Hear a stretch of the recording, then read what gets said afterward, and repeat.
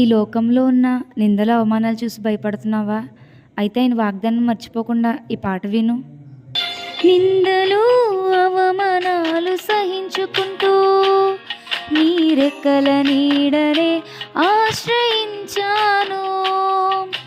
నిందలు, అవమానాలు సహించుకుంటూ నీ రెక్కల నీడనే ఆశ్రయించాను. నీ వాగ్దానములను చేతపట్టి, నీ వాగ్దానములను చేతపట్టి నీ ముఖముపై దృష్టి ఉంచినానయా, నీ ముఖముపై దృష్టి ఉంచినానయా. అద్భుతం చేయుమయా నా జీవితంలో, నిన్నే